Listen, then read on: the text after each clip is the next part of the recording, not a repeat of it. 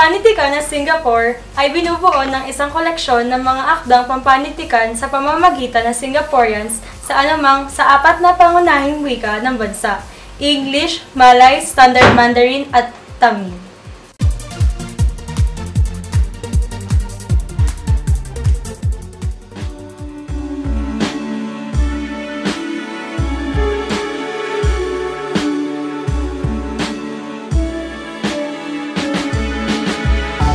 Ang sinaunang panitikan ng mga Hapon ay mabigat na naimpluwensyahan ng ugnayang kultura ng bansang China at ng panitikan nila na madalas iakda sa klasikong Chino.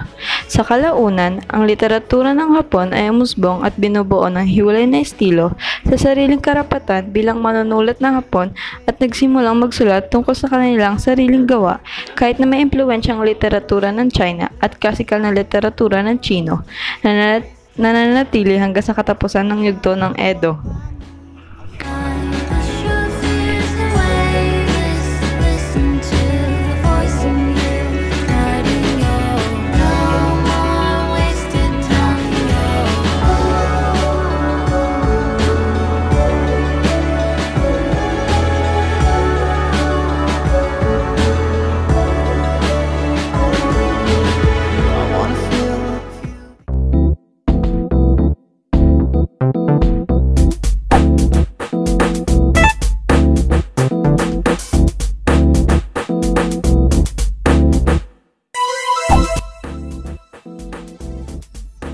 Ang pampanitikan ng Korea ay tinatawag na klasikal o tradisyonal.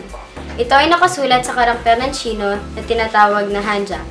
Ang kanilang wika ay tinatawag na Hangul na tinatangkilik sa iba't ibang parte ng mundo at sumasalamin sa kanilang kultura, mga pagdiriwang at kanilang mga kasuotan na hanggang ngayon ay tinatangkilik sa ating mga panahon ngayon.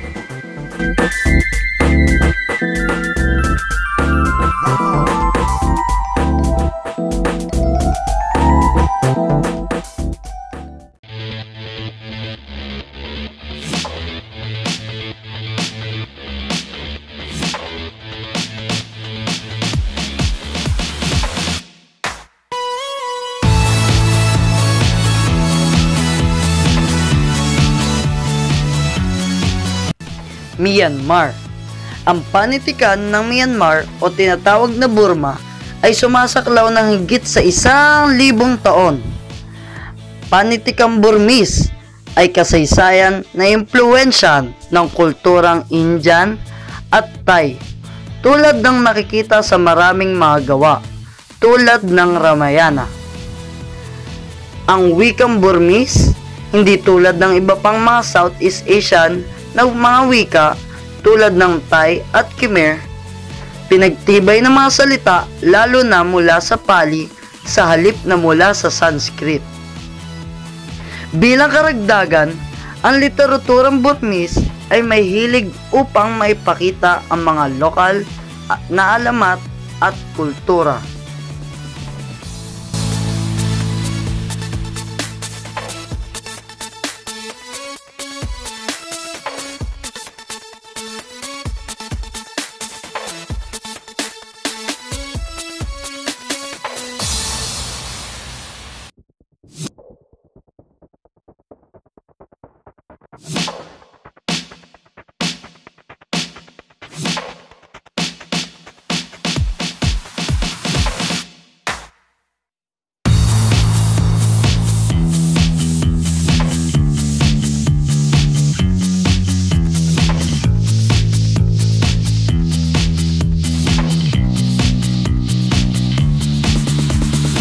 Usapan naman natin ang oral literature ng bansang Indonesia.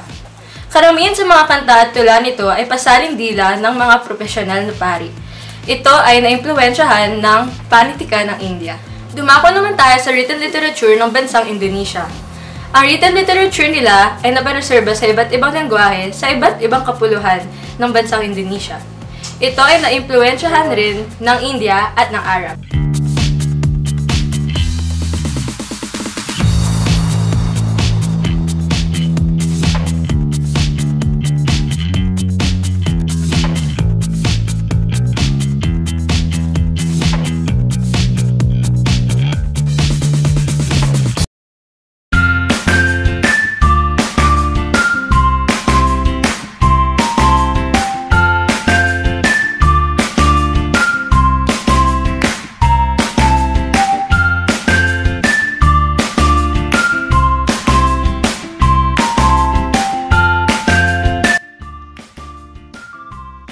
kasaysayan ng Pilipinas noong 60,000 taon na ang nakakalipas.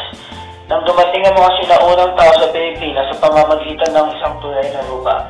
Bago makamit ng Pilipinas ang kanyang kalagayan sa kasalukuyan, ay dumanas muna ito ng mga pagsubok, tulad ng pagsabot ng mga Espanyol sa Pilipinas na tumagal ng 2 siglo at ang pagsabot ng mga Amerikano sa Pilipinas na naging dahilan upang madamay ang Pilipinas sa digmaang pandaigdig at ang martial law.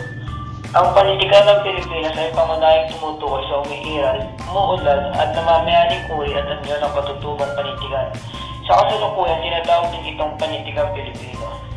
Kabilang sa mga ito ang kwentong bayan, maikling kwento, maikling kata, sanaysay, tula, nobela, drama, balagtasan, parabola, bugtong, salawikain, kasabihan, pabula, alamat, tanaga, bulong, awiting bayan, epiko, at iba pa. Ang kasaysayan ng Pilipinas ay isa sa mga dahilan kaya nagawa ang mga sikat na nobela tulad ng Noli Me Tangere at El Filibusterismo na isinulat ni Dr. Jose Rizal upang makapagrebelde laban sa mga Kastila.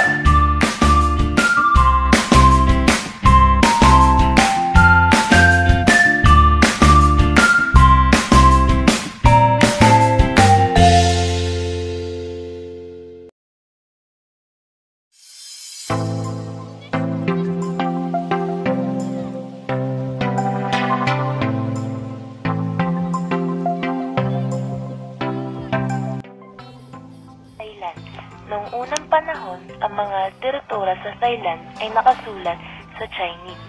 Ngunit matapos ang ika-13 siglo, sila ay naimpluwensyahan ng mga taga-India, kaya naman ang paraan ng kanilang pagsulat ay nabago din. Ang bansang Thailand ay hindi nasakop ng mga taga-Europeo, kaya naman ang paraan ng kanilang pagsusulat ay hindi nabago. Gaya dati, karaniwan silang nagsusulat ng kanilang storya tungkol sa pag-ibig, relihiyon at paglalakbay.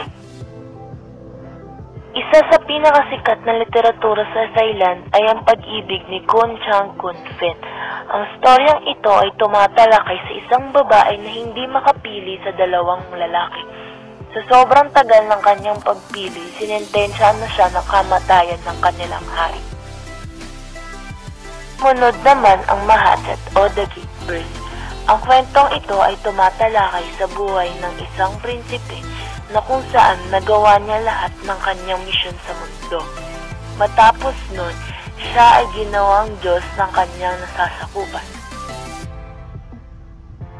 Ang 3 storyang aking nabanggit ay ilan lamang sa napakaraming kwento sa Thailand na sumasalamin sa kanilang ugali, kultura at bansa na nagbibigay ng aral sa ating buhay. Maraming salamat sa inyong pakikinig.